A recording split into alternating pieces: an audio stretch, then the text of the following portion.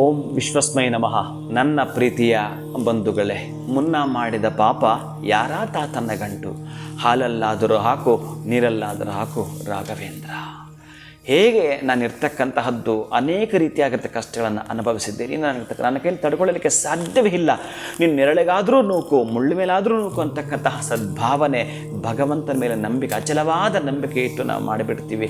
ಅದಕ್ಕೆ ಹೇಳುತ್ತಾರೆ, ನಂಬಿಕೆಯಿಂದ ಮಾಡಿದ ಪ್ರಾರ್ಥನೆ ಅತ್ಯಂತ ಶೀಘ್ರಗತಿಯ ಫಲವನ್ನು ಕೊಡುವಂಥದ್ದು. ಆದ್ದರಿಂದ ಅಂತಹ ಶ್ರದ್ಧಾವಾನ್ ಲಭದ ಶ್ರದ್ಧೆ ಭಕ್ತಿಯಿಂದ ಮಾಡತಕ್ಕಂತಹದ್ದು ಒಂಟಿಯಾಗಿ ನಿಲ್ಲುವ ಬಲ ನಮಗ್ಯಾರಿಗೂ ಇಲ್ಲ.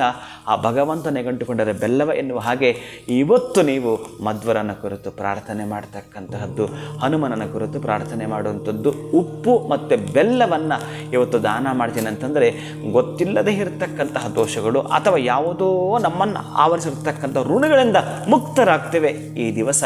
ಅಂತಹ ಅದ್ಭುತವಾಗಿರ್ತಕ್ಕಂತಹ ನವಮಿ ಜೊತೆಗೆ ನವನವ ತಾಪತ್ರಗಳು ಏನು ಬರ್ತಾವೋ ಗೊತ್ತಿಲ್ಲವಲ್ಲ, ಮುಂದಕ್ಕೆ ಇನ್ಯಾವ ತಾಪತ್ರ ಬರುತ್ತೋ ಅದು ಕೂಡ ಇಲ್ಲಿಗೆ ಇತ್ಯರ್ಥವಾಗಬೇಕಾದ್ರೆ ಉಪ್ಪು ಮತ್ತು ಬೆಲ್ಲವನ್ನು ದಾನ ಮಾಡ್ಕೊಳ್ತೀವಿ. ಶುಭದ ಫಲವನ್ನು ವೆಲ್ಕಮ್ ಮಾಡ್ಕೊಳ್ತೀವಿ. ಅತ್ಯಂತ ಶುಭ ಫಲವನ್ನು ತಾವು ಪಡ್ಕೊಳ್ತಾ ಬರ್ತೀವಿ. ಶುಭಂಭೂಯಾತ್, ಒಳ್ಳೆದಾಗಲಿ.